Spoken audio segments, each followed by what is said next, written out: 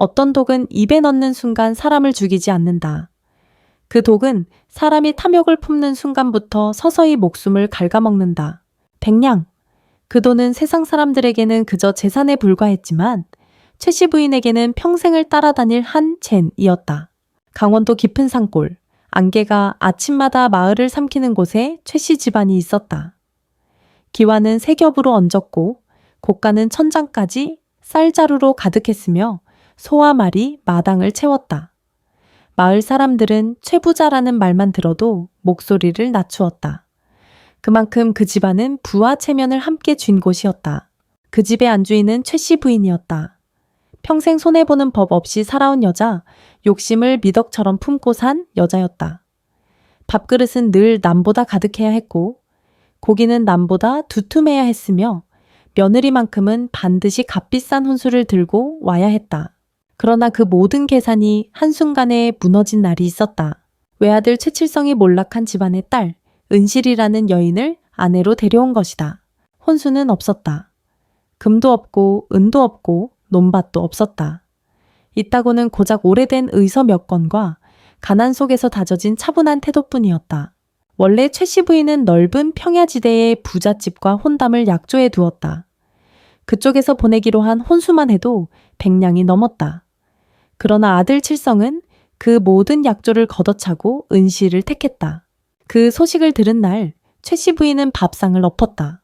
100냥을 날려먹다니 저 계집은 내 재산을 통째로 삼켜버린 도둑이다.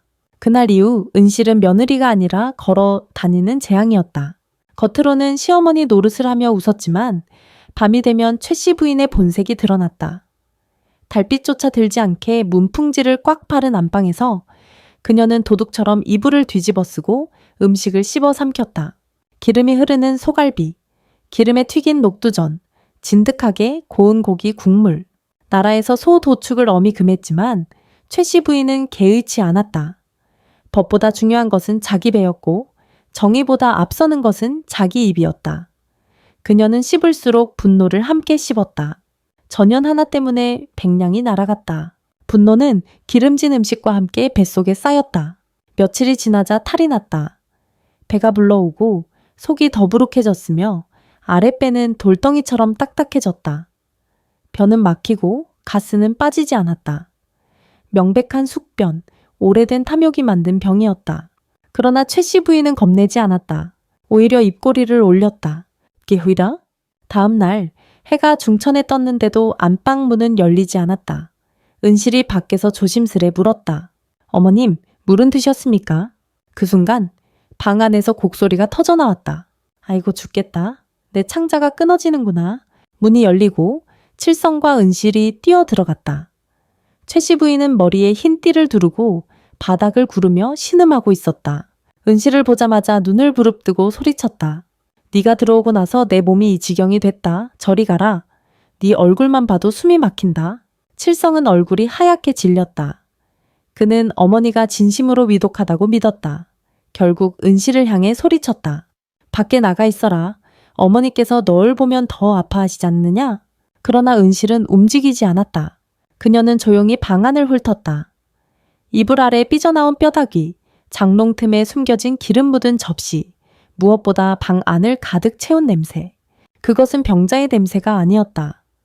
기름진 음식이 썩는 냄새, 막힌 속에서 맴도는 독한 방귀 냄새였다. 은실의 시선은 방 한쪽의 요강에 멈췄다.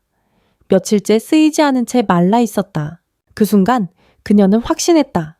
병이 아니다, 똥독이다. 최 씨 부인은 그 시선을 느끼고 등골이 서늘해졌다. 마치 자신의 배속과 마음속이 동시에 꿰뚫린 느낌이었다. 그러나 영희는 멈추지 않았다. 칠성가, 내가 죽거든 저것을 내쫓아라. 그리고 부잣집 혼담을 다시 불러와라. 칠성은 눈물을 흘리며 의원을 부르겠다고 했다. 그때 은실이 나섰다. 목소리는 낮았지만 방 안의 공기를 단숨에 가르는 서늘함이 있었다. 서방님, 의원을 부를 필요 없습니다. 어머님의 병은 제가 압니다. 최 씨 부인은 며느리를 노려보았다. 은실은 눈을 피하지 않았다. 오히려 입가에 아주 옅은 미소를 띄웠다. 어머님 뱃속에 아주 욕심 많고 고약한 것이 들어앉아 있습니다. 보통 약으로는 꿈쩍도 하지 않습니다. 그 말은 병이 아니라 탐욕을 겨누는 말처럼 들렸다. 은실은 칠성을 향해 고개를 돌렸다. 제가 어머님을 살리겠습니다. 다만 제 방식에 토를 달지 마십시오. 순간 방 안의 공기가 얼어붙었다. 최 씨 부인의 가슴 속에서는 이유 모를 공포가 스멀스멀 피어오르고 있었다. 그리고 은실은 이 집에 들어온 이후 처음으로 분명한 미소를 지었다. 그 미소는 따뜻하지 않았다. 그러나 거짓을 베어낼 만큼은 충분히 날카로웠다. 은실의 말이 끝나자 방 안에는 한동안 침묵이 흘렀다. 칠성은 어머니와 아내를 번갈아 보며 입술을 떨었다. 그는 평생 사람을 의심해 본 적이 없는 성품이었고 지금 이 순간에도 누군가 거짓을 말하고 있다는 생각은 하지 못했다. 네가 어머니 병을 한다고? 칠성은 조심스럽게 물었다. 의원도 아닌 내가? 은실은 고개를 끄덕였다. 의원들이 다루는 병이 아닙니다. 그 말에 최 씨 부인의 눈꼬리가 파르르 떨렸다. 불길한 예감이 스쳤지만 이미 시작한 연극을 멈출 수는 없었다. 그녀는 더 크게 신음하며 배를 부여잡았다. 보아라, 보아. 내가 이렇게 아픈데도 저 계집은 말로만 살린다 하지 않느냐? 당장 의원을 불러라. 은실은 천천히 시어머니의 배를 바라보았다. 이불 위로 솟은 배는 숨을 쉴 때마다 묵직하게 오르내렸다. 그녀는 조심스레 말했다. 어머님 병은 단순한 복통이 아닙니다. 오래 쌓인 기름과 욕심이 장을 막아 안에서 썩고 있는 병입니다. 그 말에 최 씨 부인의 얼굴이 굳었다.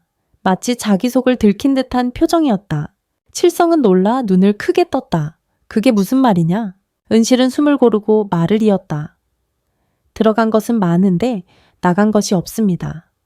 그래서 안에서 썩어 독이 되었습니다. 이대로 두면 며칠 안에 장이 터질 수도 있습니다. 칠성의 다리에 힘이 빠졌다. 그는 그대로 방바닥에 주저앉을 뻔했다.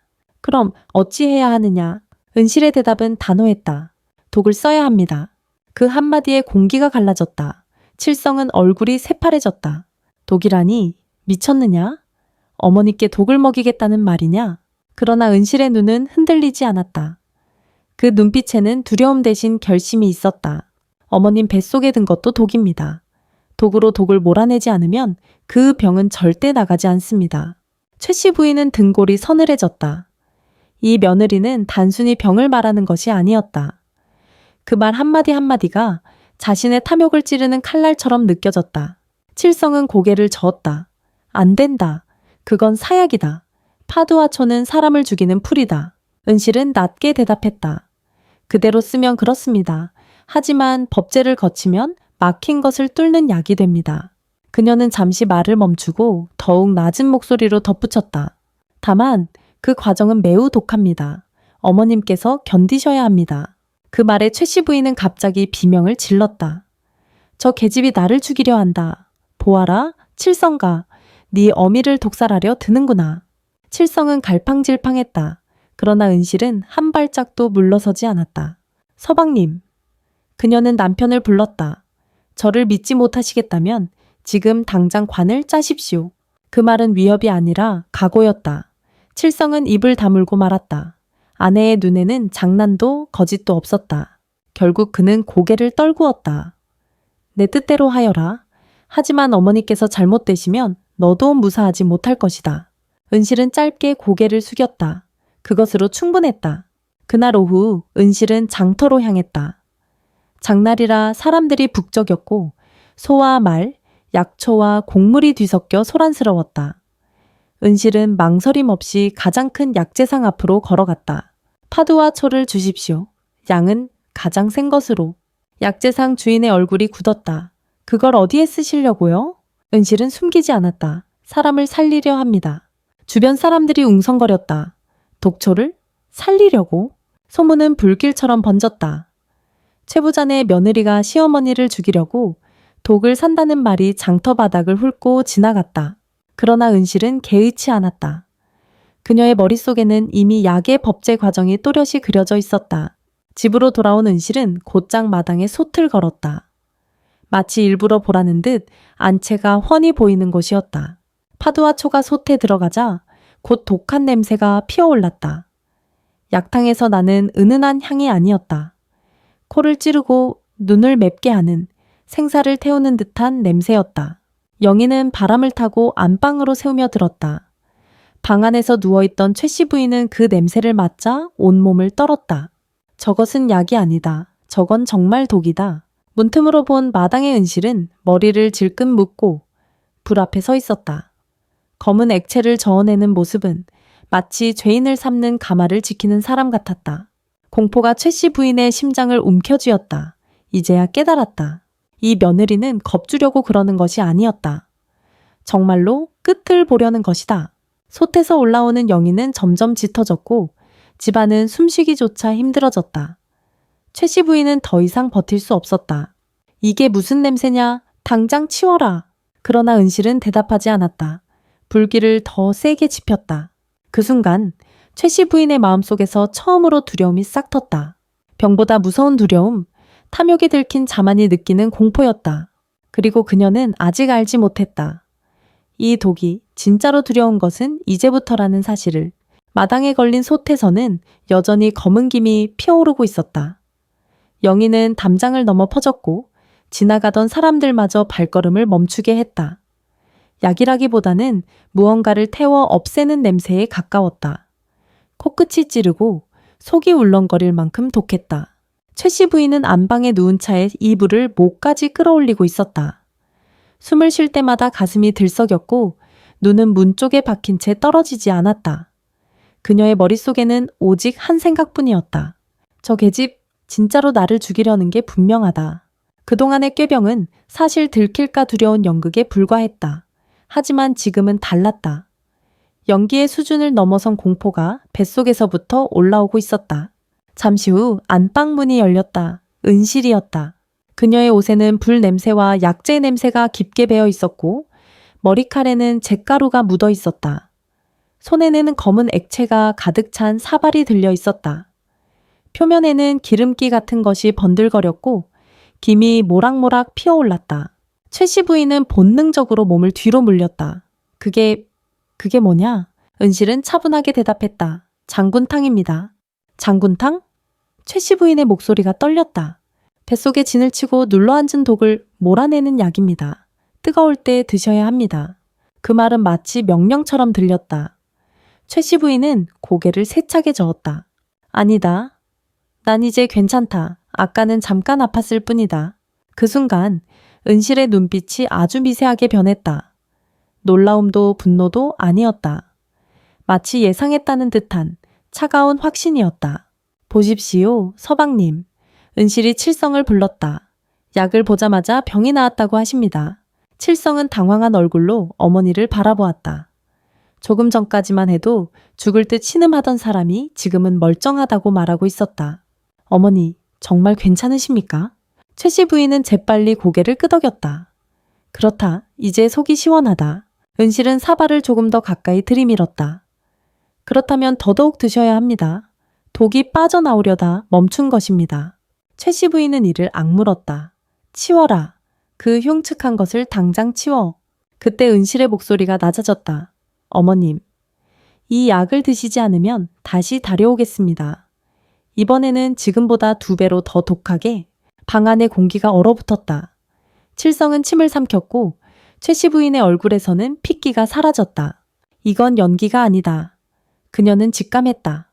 이 며느리는 물러설 생각이 없다. 최 씨 부인은 갑자기 비명을 질렀다. 사람 살려. 며느리가 시어미를 독살하려 한다. 그 소리는 담장을 넘어 퍼졌다. 마을 사람들이 하나둘 고개를 내밀었다. 무슨 일이야? 최 부자 집에서 무슨 소리야? 은실은 잠시 사발을 내려놓고 마당 쪽을 바라보았다. 그녀의 입가에 아주 옅은 미소가 스쳤다. 잘 되었습니다. 증인들이 오겠군요. 잠시 후 대문이 열리며 요란한 방울소리가 울렸다. 오색 옷을 입은 무당이 마당으로 들어섰다. 최 씨 부인이 미리 불러둔 옆 마을에서 용하다고 소문난 만신이었다. 무당은 들어오자마자 솥과 사발을 보고 소리를 질렀다. 이 집에 검은 살이 들었다. 저 며느리가 시어미의 배를 갈라 집안을 삼키려 한다. 최 씨 부인은 그 말을 듣자 힘을 얻은 듯 무당의 옷자락을 붙잡았다. 만신 할머니, 나 좀 살려주시오. 저것 좀 보시오. 냄새만 맡아도 독이오. 무당은 사발 가까이 다가가 냄새를 맡는 척하더니 과장되게 헛구역질을 했다. 이건 약이 아니다. 사람 잡는 사약이다. 마을 사람들의 얼굴이 굳었다. 웅성거림이 커졌다. 역시 독이었어. 며느리가 시어미를 죽이려 삼 한 거야. 그러나 은실은 한 발짝도 물러서지 않았다. 그녀는 무당을 똑바로 바라보며 말했다. 당신이 약을 합니까? 이것은 독을 다스려 만든 약입니다.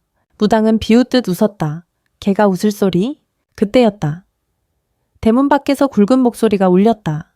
이게 무슨 소란이냐? 관아의 포졸들과 사또가 들어왔다. 최 씨 부인의 비명이 너무 커 순찰 중이던 그들의 귀에까지 들어온 것이었다. 사또는 마당을 둘러보고 얼굴을 찌푸렸다. 대낮에 이게 무슨 난리냐? 최 씨 부인은 기다렸다는 듯 엎드렸다.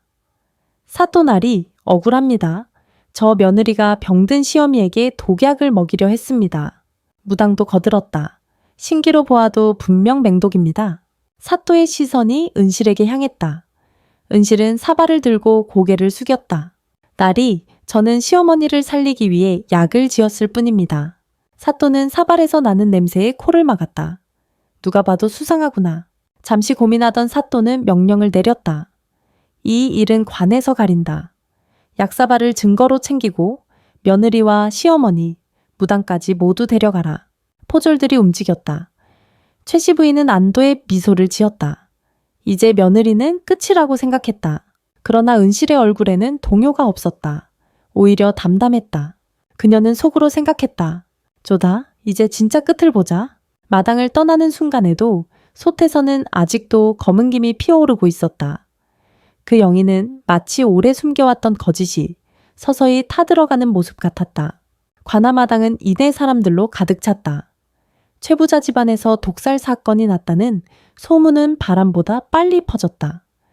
부자든 가난한 자든 남자든 여자든 모두가 담을 넘겨 고개를 들이밀었다. 그만큼 이 사건은 사람들의 속을 자극했다. 마당 한가운데 멍석이 깔리고 그 위에 최 씨 부인이 눕혀졌다. 아까까지 죽을 듯 신음하던 모습은 온데간데 없고 이제는 억울하다는 표정으로 눈물만 흘리고 있었다. 무당은 옆에서 연신 손짓을 하며 며느리를 가리켰다. 저 계집이 요물입니다. 사람의 탈을 쓰고 시어미를 잡아먹으려 들었습니다. 칠성은 멍석 옆에서 갈 곳을 잃은 사람처럼 서 있었다. 어머니와 아내 사이에서 어느 쪽도 제대로 바라보지 못한 채 손만 떨고 있었다. 반면 은실은 포졸에게 팔이 묶인 채로 무릎을 꿇고 있었다. 그러나 그녀의 허리는 굽지 않았고 눈빛은 여전히 맑았다. 마치 이 자리에 서는 것까지도 이미 계산한 사람처럼 보였다. 사또가 높은 마루에 앉아 목청을 가다듬었다. 자, 모두 입을 다물라. 웅성거림이 가라앉자 사또는 검은 약사발을 가리켰다. 이것이 문제의 약이라 하더냐. 무당이 먼저 나섰다. 날이 냄새만 맡아보셔도 압니다. 이건 사람을 죽이는 맹독입니다. 최 씨 부인도 울음을 섞어 외쳤다. 저 계집이 이걸 제 입에 들이밀었습니다. 제가 살려고 소리치지 않았다면 지금쯤 이 세상사 사람이 아니었을 겁니다. 사또의 얼굴이 굳어졌다. 며느리, 내 말은 무엇이냐? 은실은 고개를 들었다. 날이 저 약에는 파두가 들어갔습니다. 순간 마당이 술렁거렸다. 파두? 그건 사약 아니냐? 칠성은 그 자리에서 무너질 듯 눈물을 쏟았다. 무당은 승리를 확신한 얼굴로 고개를 끄덕였다. 사또는 차갑게 말했다. 스스로 독을 썼다고 인정하는 것이냐? 은실은 침착하게 답했다. 그렇습니다. 하지만 그 독은 법제를 거쳤습니다. 사또는 고개를 갸웃했다. 법제? 은실은 말을 이었다. 기름을 완전히 짜내고 껍질을 벗겨 복과 독성을 걷어낸 파두입니다. 그렇게 하면 맹독은 사라지고 막힌 것을 뚫는 약만 남습니다. 사또는 잠시 생각하더니 명령했다. 의원을 불러라. 잠시 후 관아에서 가장 나이가 많은 의원이 불려왔다. 백발의 허리가 굽었지만 평생 약초와 함께 살아온 인물이었다. 의원은 조심스럽게 약사발을 들어 올렸다. 냄새를 맡고 액체를 빛에 비추어 보고 아주 조금을 혀끝에 찍어 맛보았다. 그 순간 그의 얼굴이 미묘하게 변했다. 날이 그가 입을 열었다. 파두가 맞습니다. 무당이 소리쳤다. 보십시오. 제가 틀리지 않았습니다. 최 씨 부인도 벌떡 일어나 외쳤다. 그러니 당장 저 계집을 벌해 주십시오. 그러나 의원의 말은 끝나지 않았다. 허나 이 파도는 그대로 쓰인 것이 아닙니다. 마당이 조용해졌다. 독성이 대부분 제거되었습니다. 이 정도로 법제를 하려면 밤새 불 앞을 지키며 정성을 들여야 합니다. 이건 사람을 죽이는 독이 아니라 장을 뚫고 묵은 것을 쏟아내는 약입니다. 사또의 눈빛이 바뀌었다. 무당의 얼굴에서는 핏기가 빠졌고 최 씨 부인의 입술이 떨리기 시작했다. 은실은 그 틈을 놓치지 않았다. 날이 시어머니의 배를 눌러보십시오. 사또는 의원에게 눈짓했다. 의원이 멍석 위에 최 씨 부인의 배를 조심스럽게 눌렀다. 여호학, 최 씨 부인이 비명을 질렀다. 의원은 고개를 끄덕였다. 바에 안이 돌처럼 굳어 있습니다. 이건 단순한 병이 아닙니다. 숙변입니다. 이대로 두면 장이 터질 수도 있습니다. 사또는 한숨을 내쉬었다. 그리고 엄숙하게 선언했다. 이 며느리는 시어미를 해치려 한 것이 아니라 살리려 한 것이다. 마당이 술렁거렸다. 사또는 말을 이었다. 그러니 치료를 중단할 이유가 없다. 포졸들은 무엇을 하는가?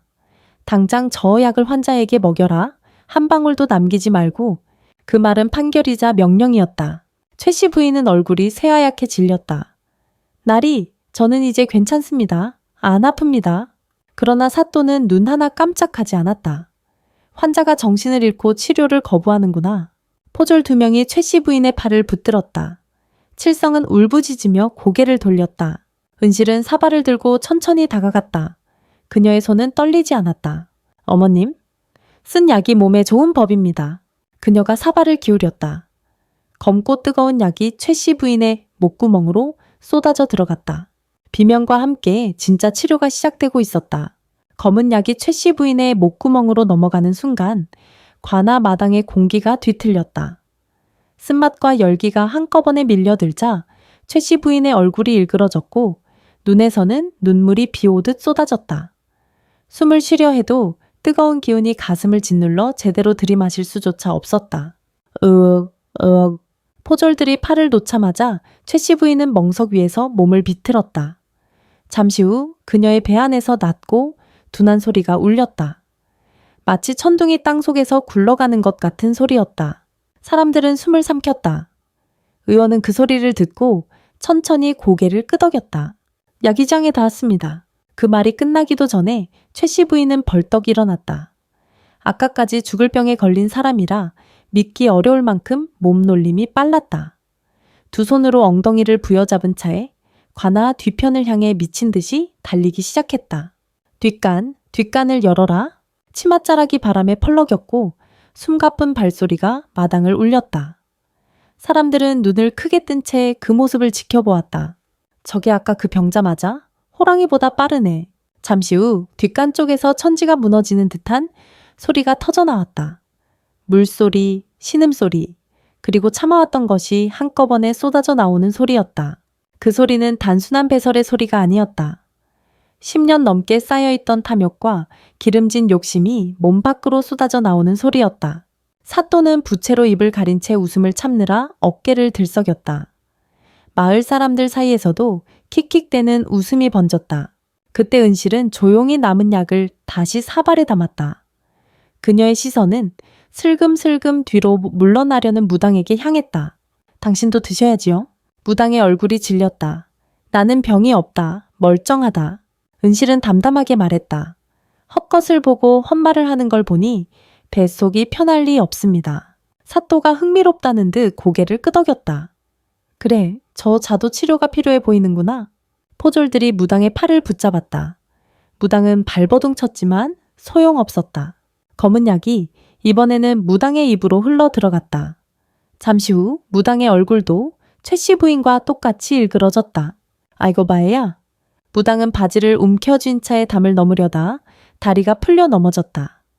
바지가랑이가 찢어지는 소리와 함께 사람들의 웃음소리가 관아를 가득 채웠다. 뒷간에서는 여전히 굉금이 이어졌다. 최 씨 부인은 몇 번이고 들락거리며 안색이 점점 달라졌다. 창백하던 얼굴은 붉은 기를 되찾았고 식은땀 대신 땀방울이 맺혔다. 해가 기울 무렵이 되어서야 그녀는 비틀거리며 뒷간에서 나올 수 있었다. 다리는 후들거렸고 숨은 가빴지만 눈빛은 전에 없이 맑아져 있었다. 그녀는 멍석 위에 주저앉아 한동안 말을 잇지 못했다. 그리고 마침내 은실을 바라보았다. 내가 살았구나. 은실은 아무 말 없이 따뜻한 미음을 내왔다. 최씨 부인은 잠시 망설이다가 조심스럽게 그릇을 받아들었다. 미음은 담백했고 꿀물은 달았다. 뱃속이 텅 비워진 뒤에야 느껴지는 진짜 맛이었다. 의원은 고개를 끄덕이며 말했다. 썩은 것이 나가야 기운이 다시 도는 법입니다. 최씨 부인은 그제야 고개를 숙였다. 그 눈에는 더 이상 분노도 욕심도 없었다. 대신 깊은 피로와 부끄러움이 남아 있었다. 그녀는 떨리는 손으로 은실의 손을 붙잡았다. 내가 어리석었다. 그 말 한마디에는 잃어버린 백냥보다 훨씬 큰 것이 담겨 있었다. 관아마당에는 해질녘의 바람이 불었다. 검은 연기와 거짓이 모두 사라진 자리에는 이상하리만큼 맑은 공기만이 남아 있었다. 그러나 이 이야기는 아직 끝나지 않았다. 비워진 배처럼 집안의 운명도 이제부터 새로 채워질 참이었기 때문이다. 해가 완전히 기울 무렵 관아 마당의 소란도 서서히 가라앉았다. 사람들은 하나둘 돌아갔고 멍석 위에 남은 것은 피로에 젖은 숨결과 씻겨 내려간 거짓의 흔적뿐이었다. 최씨 부인은 포졸의 부축을 받으며 조심스레 일어섰다. 다리는 아직 풀려 있었지만 배는 전과 달리 묘하게 가벼웠다. 10여 년 동안 몸속을 짓누르던 돌덩이가 사라진 듯한 느낌이었다. 그녀는 천천히 숨을 들이마셨다. 그제야 알았다. 숨을 이렇게 깊게 쉬어본 것이 언제였는지조차 기억나지 않는다는 사실을. 은실은 말없이 그녀 곁에 다가가 외투를 덮어주었다. 그 손길에는 원망도 자만도 없었다. 그저 해야 할 일을 끝낸 사람의 차분함만이 있었다. 집으로 돌아가셔야 합니다. 은실의 목소리는 낮고 안정적이었다. 오늘은 몸을 쉬게 하셔야 합니다. 최씨 부인은 잠시 망설이다가 고개를 끄덕였다.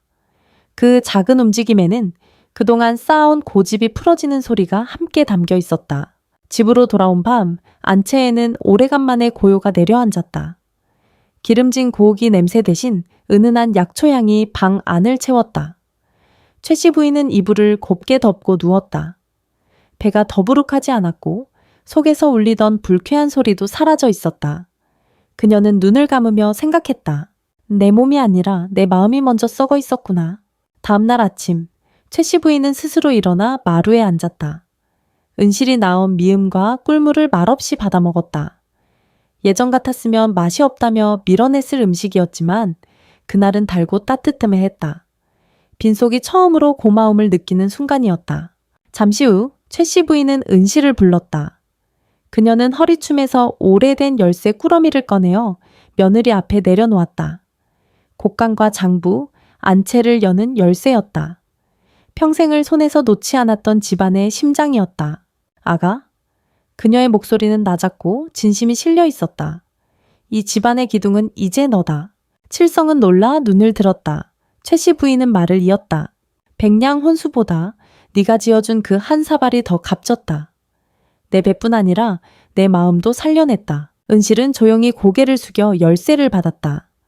그것은 재산의 상징이 아니었다. 신뢰와 화해, 그리고 집안의 평화였다. 그날 이후 집안의 살림은 달라졌다. 기름진 폭식은 사라지고 절제된 밥상이 놓였다. 최씨 부인은 배가 더부룩해질 때마다 은실을 바라보며 말하곤 했다. 아가, 그 장군탕 말이다. 아주 조금만 다시 지어줄 수 있겠느냐. 그 말이 나올 때마다 고부 사이에는 웃음이 번졌다. 관에서의 소동은 곧 마을의 전설이 되었다. 최부자 마님이 독을 먹고 살아났다더라. 10년 묵은 배병이 하루 만에 나갔다더라. 소문은 살을 붙여 퍼져나갔다. 배가 나온 양반들, 소화가 막힌 부잣집 마님들이 하나둘 집 앞에 줄을 섰다. 돈은 아끼지 않겠다며 그 시원하게 뚫리는 약을 구해 달라 졸랐다. 은실은 서두르지 않았다. 파도의 독성을 조절해 환으로 빚고 먹기 쉬운 처방으로 다듬었다. 그녀는 그 약에 이름을 붙였다. 만금통변환, 막힌 것을 통하게 하고 재물의 길도 함께 연다는 뜻이었다. 약방은 곧 문전성시를 이루었다. 칠성은 약초를 손질하느라 팔뚝이 굵어졌고 최 씨 부인은 장부 앞에 앉아 돈을 세며 웃음을 되찾았다. 고가는 다시 차올랐지만 예전과 달리 탐욕의 냄새는 없었다. 어느 저녁 최 씨 부인은 마루에 앉아 은실을 바라보며 말했다. 몸에 좋은 약이 입에 쓰듯 집안을 살리는 지혜도 때로는 독해 보이는 법이구나. 은실은 고개를 숙였다. 썩은 것을 비워야 복이 들어옵니다. 그날 밤 집안에는 오랜만에 깊은 잠이 찾아왔다. 독한탕이 씻어낸 것은 숙변만이 아니었다. 오래 쌓인 의심과 미움 그리고 탐욕의 찌꺼기였다. 사람들은 이 이야기를 이렇게 전했다. 독으로 독을 다스린 며느리. 그러나 진짜로 다스린 것은 독이 아니라 사람의 마음이었다. 그리고 그 교훈은 오래 남았다. 비워야 채워지고 내려놓아야 올라선다는 것, 썩은 속을 버린 자리에는 반드시 진짜 복이 들어온다는 사실을.